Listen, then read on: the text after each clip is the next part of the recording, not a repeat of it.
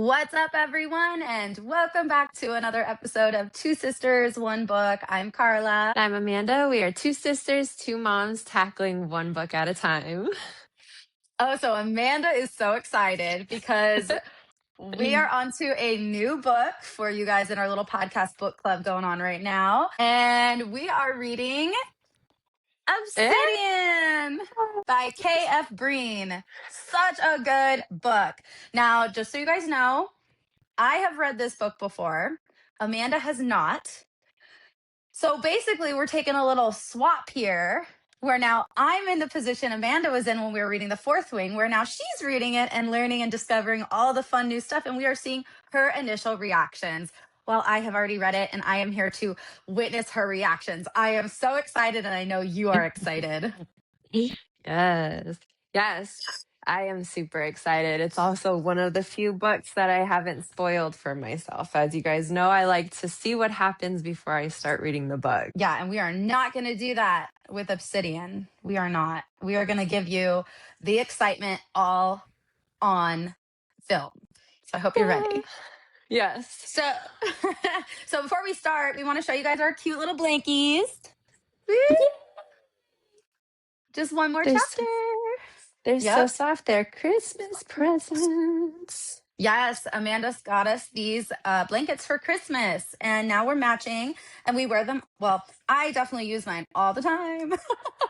So for you guys who can't see, who are just listening to the audio and isn't watching us, we literally have these blankets, and they say just one more chapter. So definitely our little cozy blanket when we're reading. Okay, so should we get started? Are you ready?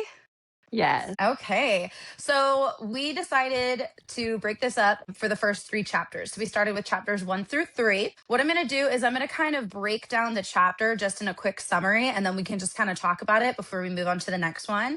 And I have some questions for you as we go. But before we do that, I want to know, and I know because I've already talked to you on the phone and I had to refrain from asking you, but what were your thoughts about reading the first 3 chapters? What did you think? No, I liked it. It kind of put off like Twilight vibes where no one's really related, but it seems like Lexi and I don't remember if she has a spouse or something, but took in some of these kids because you have Daisy and Mordecai who are not siblings, but she definitely feels that that's his brother, vice versa, that that's his sister. So it just seems like everybody's related. And then she even mentioned somebody being like her uncle or a father-like figure. So it was a nice 3 chapters. Yeah. Yeah, it's nice. She's a And very of course, sassy little thing. okay, and let me just say before we even get into the book, there's something about Daisy's character that I love because she's already somebody who has some strength involved in her. Like she's got this fighter that's inside her. And it's not like we're starting a story with somebody who's weak and frail. And as the story goes on, they start to develop some type of fighting abilities and stuff. It's like, no, Daisy starts off from the beginning as like a fighter. She can, she can take care of herself. And I love that about her character. So yeah, we get to see her going on and moving up in the fighting world as we continue on. So yeah, let's go ahead and dive into it. In chapter 1, we are introduced with Daisy and her brother Mordecai. Now they are 1 year apart, but they are not blood related. We've learned this kind of a little bit later into the next couple chapters, but they are on a beach and they are fighting these 2 men. Now Daisy is known as what's called a Chester, which is essentially like a non-magical person. So that would be like somebody who's obviously a human. She's a Chester. She's with her brother. Her brother is actually from an alpha family, but his parents were murdered. He was abandoned. So basically he was kind of picked up by Lexi and her family. Daisy and Mordecai are on the beach and they're fighting these guys, and these guys are bigger than them. Daisy is kind of holding herself up. She's fighting. She's doing what she's got to do, but she's trying to avoid physically killing the man. She doesn't want to kill the guy. She just wants to be able to protect herself and wait for Mordecai to come and help finish off this guy because he's fighting his own guy. Daisy ends up accidentally killing her person that she was fighting. And Mordecai kills the person he was fighting. And they both go into kind of like a panic, but specifically Daisy, because she knows that Lexi, who is like her mother figure, is going to freak out and just kind of have a panic moment of like, why were you fighting? You have no powers. And we learn about in this moment about this blood magic. So as somebody who is a demigod, you can actually give away your blood magic to someone. It kind of gives, let's say, like a Chester, someone like Daisy, who's human, it gives that person powers where they have speed, they have strength, and they can heal faster. But the only downside to this is that you're kind of tethered to that person. So if you take that blood magic from that person who is part of the family of the demigod, then you're going to be tethered to that person and you're kind of linked to them forever. So Daisy doesn't really want to take the blood magic from Kieran. Now, Kieran is Lexi's fiance, if you will. Now, I will say too that Obsidian is sort of like a spin-off book from the book or from the demigods of San Francisco. So there is a whole nother story that we're not going to go over. And if you guys want to read that book, you can start with that book and then go into Obsidian. But basically, Lexi and Kieran, who is her fiance, are from that book. So you get a little bit more backstory on their relationship and kind of how they came together. But for this book specifically, we just know them as Lexi as the mother figure and Kieran is kind of like her fiance, almost like a father figure. But Daisy specifically grew up with Lexi before she even met Kieran. Daisy doesn't want to take the blood magic from Kieran because she doesn't want to be tethered to him and then end up, what if something happens to him and he ends up going crazy, kind of like his father? Again, going into that other story, we're not going to go into that. But as they're fighting, they kill these two men on accident. Daisy happens to look over and she sees this man or something because she gets this weird feeling that there's somebody there, but she can't see anyone. She just has this feeling. And then she sees this pair of green eyes. And then she sees this handsome man forming. And it turns out that there was somebody there watching her that was glamored. And she realizes that this man is watching her. And all of a sudden, the people they were fighting, the bodies, the blood, everything just disappears. Mordecai is like, what just happened? Where did this go? We learn that something happens. Daisy knows this man who was watching her that was glamored, most likely Faye, comes and takes away all the evidence. So Daisy ends up waking up. So we find out that this whole beach scene was basically a dream, but the dream was a memory from 4 years ago. She's kind of startled. She ends up going downstairs. She can't understand why she's kind of feeling this turn on feeling. Goes downstairs, finds her brother Mordecai, who's basically leaning over his phone, scrolling through it, and she can tell something's wrong. She figures it has something to do with maybe this girl that he was dating. She kind of badgers him about it, and then he ends up leaving the room, doesn't want to tell her anything about it. And the other people who are kind of like her aunts, uncles, cousins, these other men who are part of Kieran's original six is what you want to call them. They basically come in and they tell her what happened. And that's kind of chapter 1. So what were your thoughts on chapter 1 so far? I thought it was interesting, but I think that Faye figure that she saw in the woods, because she got a lot of sensation and emotion, I have a feeling those guys are bonded. Oh, this guy out that she saw? Yeah. Yep. Okay. Okay. Was it just Yep. because I mean they do mention how like nobody else can really feel because she had this same feeling. I think it was the day before.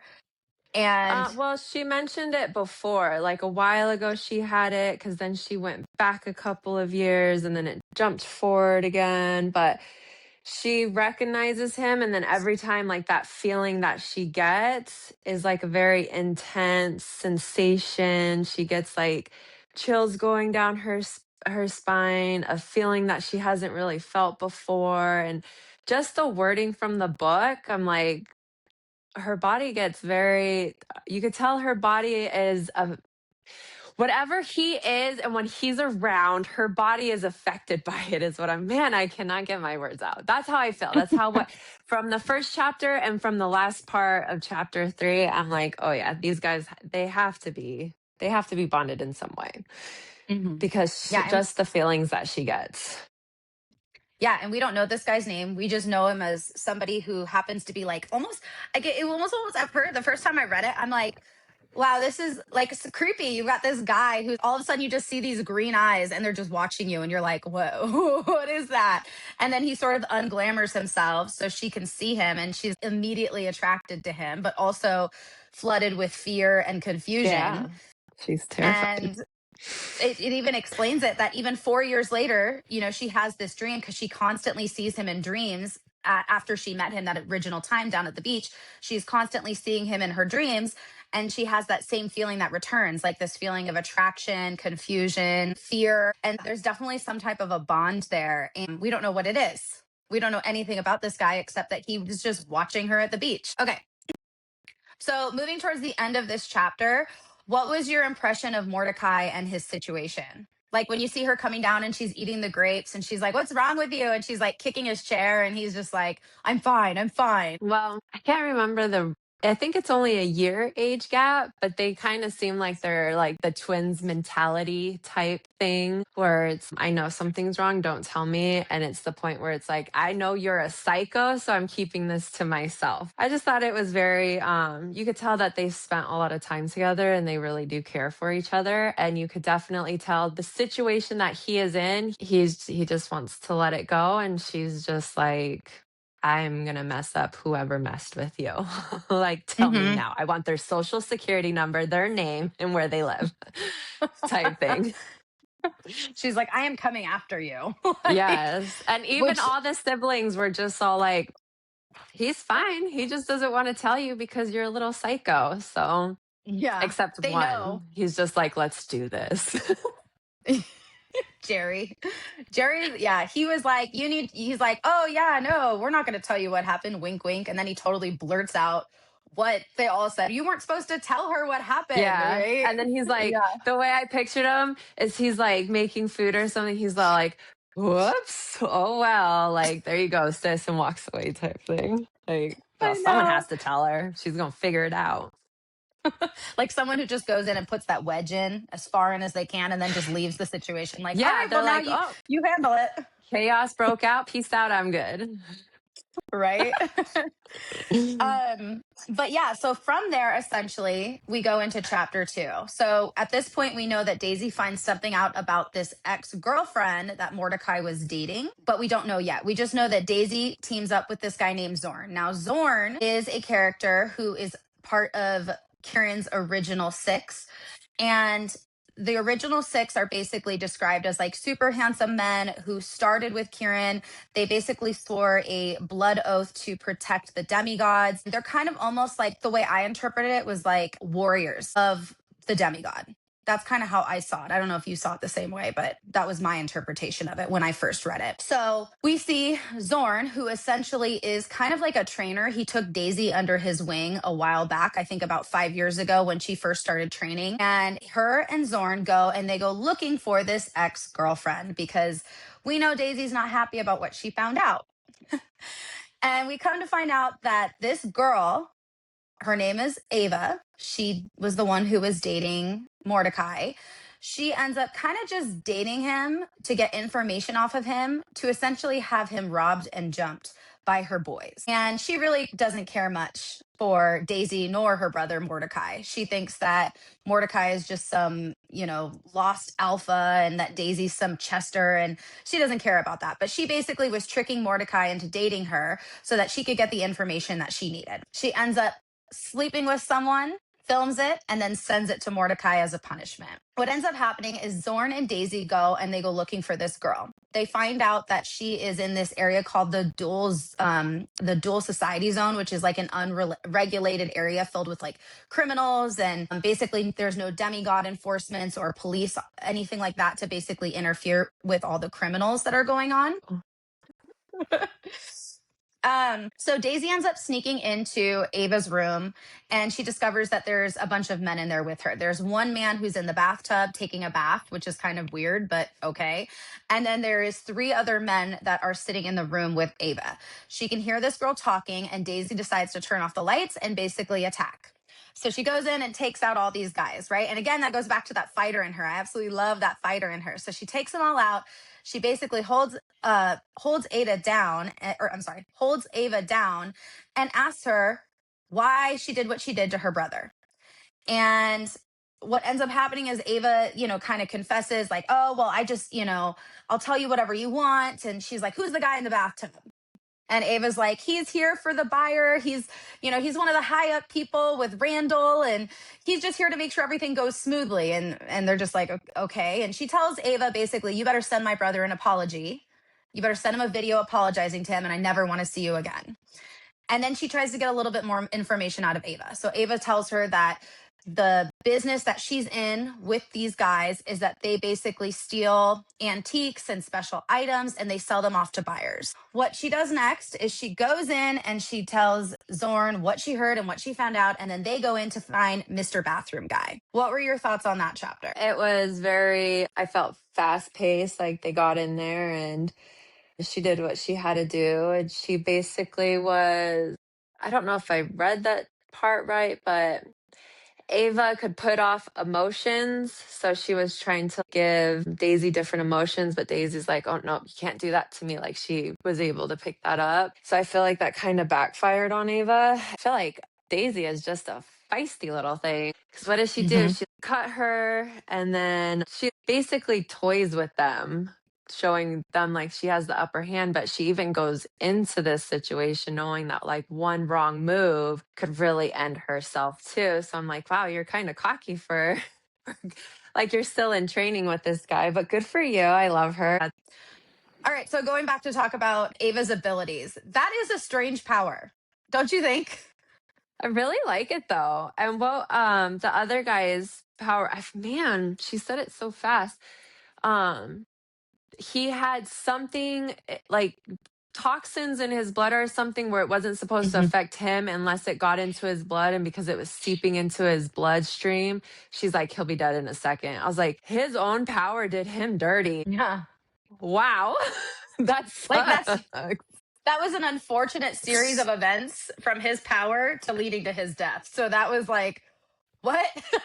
Yeah. I was like, oh my gosh, did that happen? We're going in it. So but just the Yeah. fact that she picks up on everybody's ability, like I wonder, I don't know. She could pick it up so fast. Like she's very well versed in certain abilities or all the abilities, because she's just like, I don't know what this guy's ability yet, but I think it's this. And I think she was Mm-hmm. right on it. And then with the girl, I don't know if it's situation where she kind of felt her emotions trying to change into a certain way, and she was more like they trained her and be like, hey, there's people out here with this power. They can make you angry, they can make you emotional, they could bring your walls down, they could just attack you because now you're vulnerable type thing. Was she trained on that? So we Yeah. only got to 3 chapters. I know it's probably gonna explain more. It explained it already in the other books, but Yeah. it's Well, just I like how she was able to pick up everybody's stuff. Like she's fast. She's very fast thinking. yeah, Daisy even says that she studied, all the other magical people and their abilities. Because even as we see through the book, she's like, I don't know what his powers are yet. Maybe it's from this demigod, or maybe she's constantly her brain is constantly on the move. She's constantly trying to figure out what this person's power is and how I can counteract it. And she starts to discover immediately when she starts to feel like a flush of sadness or whatever it was Yeah. that Ava was giving her, which I was like, the last thing you should portray onto her is anger. And I think that was like the second thing that she did. And I was like, you don't want to give her more anger. She's already pissed off enough. Don't Right. don't I think it's to manifest throw her anger. off guard though. Like I feel like because she keeps mentioning like one small mistake is gonna ruin everything. Is our girl gonna have Yeah. one small mistake later down the line that ruins everything? That like ruins everything. But I feel like we just got to keep an eye out for her cockiness right now. Yeah. So then we end up finding out that the guy in the bathroom has something to do with this whole operation. We find Zorn and Daisy head on into the bathroom. What a vulnerable spot to be in. Like you're butt Yeah. naked, just chilling. Well, You think you would have left with all the commotion, but you're like, I'm gonna see what plays out well, in the he was just still bathtub. He was naked. still in the bathtub. Like that Oh when I my first god. read that, I was like, "Oh, the guy in the bathtub is out." Like he got out. He's probably naked running down the street, freaking out, but no, he just He stayed in the back. stayed. He's like, "Oh, I know there's commotion, but I need to be clean." And he's sitting there like cleaning up his body. Yeah. They even Because they mentioned that. They're like, "He has to be gone, but he's still here. So, what's going on?" he's like, I just came from the gym. I needed to shower up a bit and the shower wasn't working. And I'm like, if I heard somebody come in and there was commotion like that, I would have bounced. I would have been so gone. Yeah. But maybe And he he thought doesn't. his yeah, well maybe he thinks that his people had it under control. He's like, meh, I got good people. Like, how embarrassing is that? Like, Yeah. your people failed. Now you're in a vulnerable state. You should have just got Yeah. out. Well, Daisy even says, "Oh, this was easy for us. This was like a training session for me." Like she was able to take down Yeah. all those magical people, and she's a Chester, somebody who doesn't even have magical abilities. So that was But then she crazy. does struggle with him, which I thought was intense. Like, okay, so I hate being wet in my clothes. Like I can't stand it. So the fact that she had her shoes on still, her pants on, and she got into the bathtub and then it got described as my shoes and my pants got soggy. I was like, what? Like, no, no, And that think was a lot for me. and think about the weight it adds on to you. Like you're trying to fight somebody, and you have all these heavy, wet clothes that are like holding you down.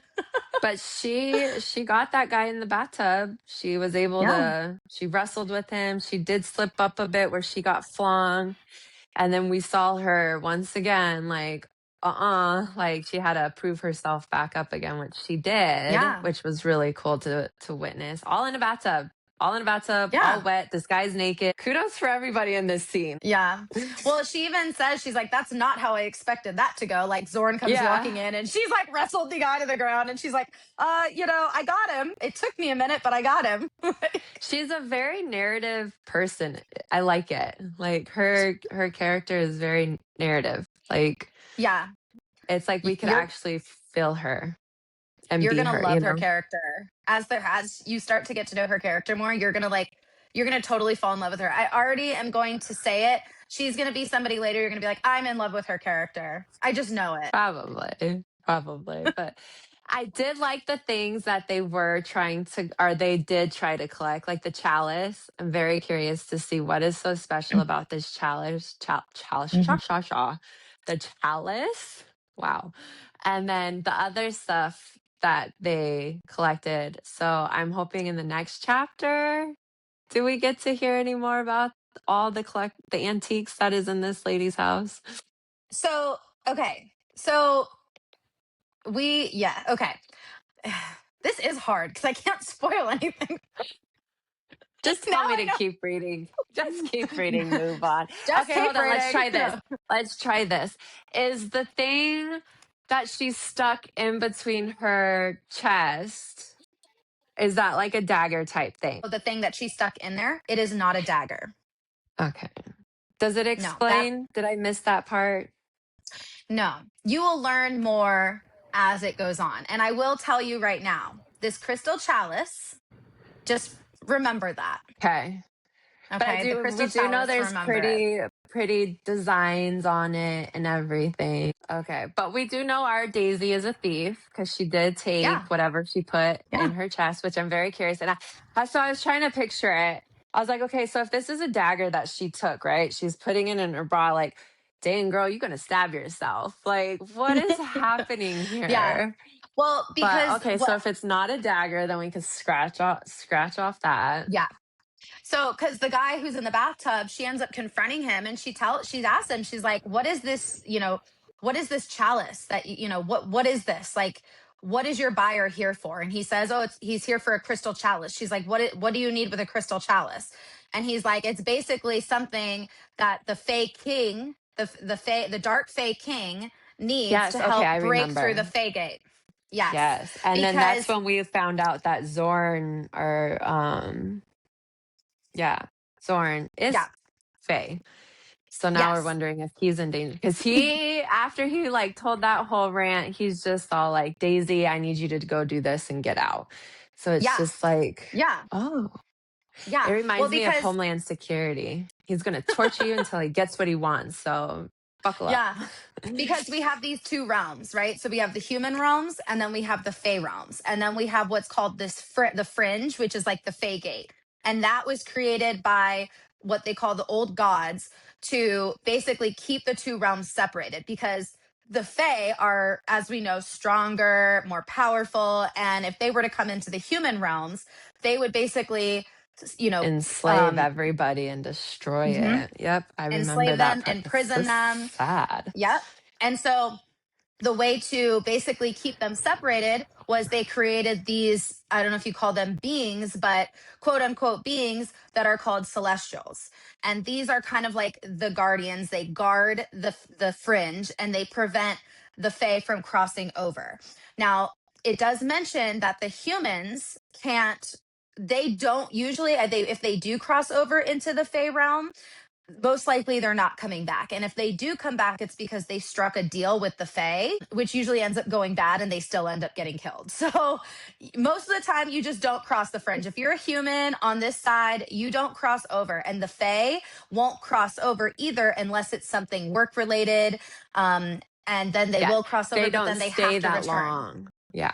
Yeah. Yeah. Correct. Yeah. Yeah, That's because the crazy. celestials will pull them back. So what we find that this guy in the bathtub is telling them is that their buyer, the person who's coming to meet them, is coming for this item that's called the crystal chalice. And the crystal chalice is something that this person, or whether it's for this person or it's for the dark fae king who's on the fae side of the realm, wants it to be able to pierce through the fae gate to get into the human realms and escape from the celestials.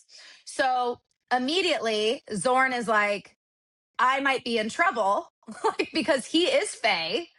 And he's like, you guys, nope, nope, this can't happen. So he tells Daisy, I need you to go and look for this crystal chalice and place it in the center of the room for me. And then just leave. Don't take it with you, just leave.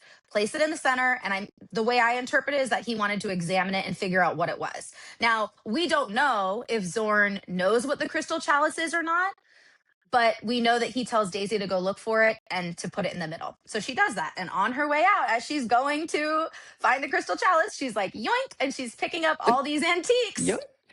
Yeah, she's a She's like, thief. She has yeah, butterfly. Like she's sticky fingers.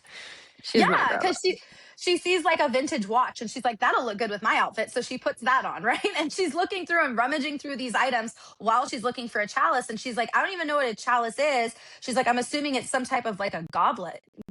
Because that's kind of what I thought. I was like, oh, I'm thinking like a big cup, right? I don't know if you thought the same thing. A chalice? Yeah, were you thinking like this goblet, right? Like this big cup? That's what I pictured when I was thinking of what this Mm, crystal chalice would look like.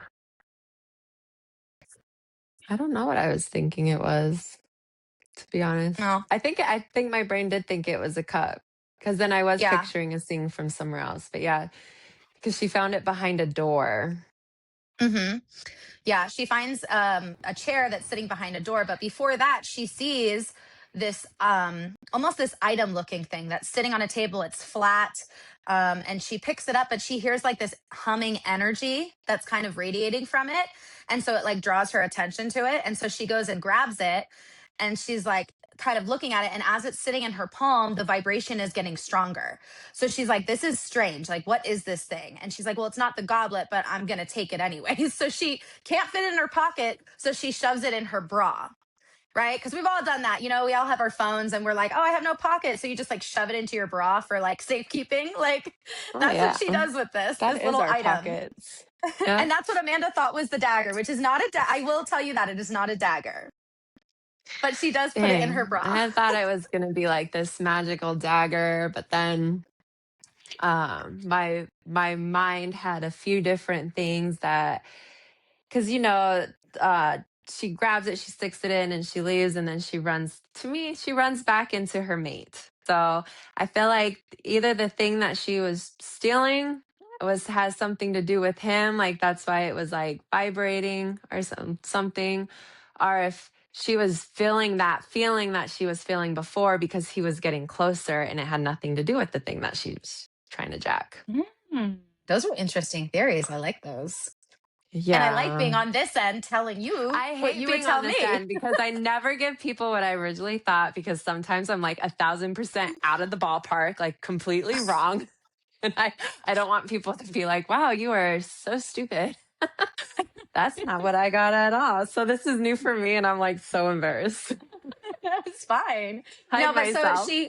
so she ends up finding this chalice that's sitting in a chair hiding behind the door, and she's like, "Well, this looks like it's supposed to be hidden." So she doesn't touch the chalice per se. She grabs the pillow that it's sitting on top of and places it in the center of the room because she doesn't know if she touches it if something's going to happen. She just rather place it there and leave. So she does what she's supposed to do for Zorn, and then she hears whoever the guy in the bathtub was with Zorn start screaming, and she's like, "Well, that's my cue to leave." So she leaves, and as she's heading down, she feels a presence again. She feels something watching her. She's like, and also going back to her having those abilities where she can sense souls. So um so she, because she has this feeling, we also were told earlier that Daisy was given an extra gift from Lexi when she did the blood magic. And what that is it basically allows her to sense souls that are in the room, because Lexi is a demigod that was derived from Hades. So with Daisy, she's able to tell if she goes into a room if there's people in there or not, because she can sense their souls. So as she's climbing out the window, she gets that feeling again where she's like, I feel like I'm being watched, and she senses a soul. Once she But gets it's a down, familiar feeling. it is a So familiar feeling. we know she felt it before.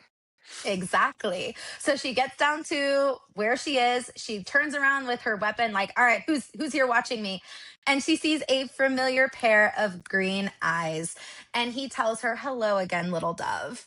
So Is it hello I again, little dove, or was it did you miss me, little dove? oh, maybe it is. Because Maybe it oh is. my gosh. Hold Hold on. on, let's get that quote right because that's a Let's good get the right quote. quote. Slithered through her mind like lovers caress. So he's like what speaking through her mind and he's like, "Hello little dove. Did you miss Yes. me?" Yes, she Yes. did miss you because she dreams about you. No, you're in her dream every night. That's Okay, so it. yes. So basically, he tells her, "Did you miss me, little dove?" And I will say, he calls her little dove. And you noticed it earlier, right? He called her little dove when she saw him at the beach. You remember that? No. Okay, so He when they were did? at the beach, yes. Let me What? How find did it. I miss that? Okay, well, if you're finding that, I'm not even going to try to find it. I can't believe I missed that. Maybe I didn't, Yes. and it's just my brain was so excited about the last part that it's like, forget about the other line. This one's more fun. Okay. So going back to chapter 1, when he says this to her, he says, the bodies were gone, both of them, the blood, the messed with sand, all of it. It was as though the skirmish hadn't happened and Daisy hadn't killed someone 5 feet from where she stood. She opened her mouth to explain, because she was going to explain to Mordecai what had happened. And then she hears the voice, shh, little dove. The Fae's voice was strangely Oh, familiar in her yes. mind, deliciously Okay. familiar. It must remain our secret. It will be your group that I must silence. See you soon. So Yeah, I remember that yeah, part. I didn't associate it with the dove part, though. I do remember yeah. him saying, shh. So he calls her little dove, and you will see that throughout the book. But just keep that in mind about her being called little dove, just for little subtle hints later down the road. But yeah, so we find out that she has this item. She runs into this mysterious Fey man again. What are your thoughts? What are your pins? Tell me, tell me. I don't know if I have any pins yet, but probably in the next ones I will. Well, my pin is that I know they're mated. At least I feel like they should be mated. And Okay. then I feel like if they are mated, I feel like he's kind of been helping her out too. Maybe he's the one giving her the very fast speed or giving her the wits. And maybe he's in her head like, hey, by the way, this is what's happening. And it's kind of like the feeling that she gets sometimes, but it's really him trying to hint to her. Like I said, this is the scary part for me because don't judge me if I'm wrong. I'm only on Do chapter you 3. do you feel like he is I guess a good guy or a bad guy? I feel like in some people's stories, he could definitely be a villain, but to her, he's probably going to be the good guy to her, Okay. if that makes sense. Like certain people in this book. So I don't really know the characters, but my brain so far says there's two ways this guy could play out. One, he could be part of wanting to break that barrier between worlds. So he could be able to cross back and forth. Or two, he wants to save it and try to fight against it and make sure that that wall doesn't break and the king can't come through. Because the way that they were describing that king, it just wouldn't be beneficiary to any of these lesser magic people and any of these like purebred humans. What would happen to this realm if they were able to break that gate? Yeah. Hmm. Am I even And then close or am I wrong on anything? Do you tell me? I I'm saw your face was just all like, you want to tell me I'm wrong? What's no, going through your brain? I'm trying to keep a straight face because I know that my Okay. face will give things away. So I'm like, just keep a straight face and say the same thing because I don't want to ruin anything for you. Okay. What do you think happened with the buyer? Because the buyer never showed up, according to Daisy. Oh, he's not punctual. And he could have possibly shown up, or maybe he heard the commotion going on. I feel like they weren't subtle, especially since Daisy made that remark saying, wow, I hope her neighbors aren't nosy type thing. So I feel like they were probably loud making commotion. Or was our mystery Fae guy the buyer? Okay. Those are some good theories. So nobody Okay. can break the gate, right? Maybe. Or was the guy taking Yeah. the back the buyer? Because at first I was like, this guy's probably the buyer and is what's happening. But not if He they're shows gonna up. kill the guy. He's like, He I need shows to up. take He's a like, bath. I'm I dirty. want I want the chalice, but I need a bath real quick. And the shower's broken, so I'm gonna hop in the Broken. bath. Like, I just want a bubble bath. Give me some wine and a bubble bath, please. No, I but feel I like guess our mystery guy could be the buyer, and because okay. why else was he out there for? I don't know. To spy on her, I maybe? Maybe. maybe. But we can say that we what we can take away so far, because I feel like chapters one and two were kind of introductory. Obviously, chapter one, we're getting to know these characters, who they are. Chapter two was kind of leading into part of what's going to happen in the story. But chapter three, I feel like, is where the story is really starting to erupt. And we're starting to find out things that are going to start taking place later in the book. But we can say that we know that there is two realms, the human realm and the Fey realm, and then we have that divider in between, and we have this crystal chalice that seems to be playing a huge part in how to break down or pierce through, is I think the correct words they used, that Fey gate. And we got to make sure that it gets into the right hands. And we don't know, was the buyer maybe the person who would protect the realms, or was the buyer somebody who would try to break down the realms? We don't know, I you think it's know? the mystery guy is our buyer and he's trying to save the realm, maybe. So just wait and find out. Yeah, that was chapters one, two, and three. So I just want I to let everybody know I really do love doing this with Karla. This is great. and I'm gonna be honest, it's weird being on this side. I said this earlier, but I'm used to being on your side where I'm like, hey, I'll just throw in my opinions because I feel like that's what I'm good at is I'm like, I'll throw in random thoughts and facts that may not be real, but I'm gonna go in there. And being on this side where I've read the story and I know the outcome, I'm like, oh, this is different. This is different. It's fun though. Yeah. So, but yeah, how did you liked it though? You thought it was good? Do you want to keep reading? Should we keep going? Yeah, yes, I do like it. So, for all of you guys who are keeping up with us and reading Obsidian with us, we're going to read chapters 4, 5, and 6, and then we'll kind of break it down and talk about it again later. But is there anything else you wanted to talk about before we let everybody go? No, but we love you guys. And don't forget to like, subscribe. We are on social media. We are Two Sisters, the number one book on Instagram, TikTok, Facebook. We're also on Threads now, huh, Amanda? Yeah. And then if you guys are following us on Apple Podcast or Spotify, you guys can also go and watch this on YouTube as well. If you're on YouTube and you want to watch it, or if you want to listen to it in the car or whatever, no, fuck it. Just, we'll see you No, guys next time. love All right. it. Well, we will see you. I love it. Oh, Fuck it. We'll see you guys next time. Bye. See you next time. Bye.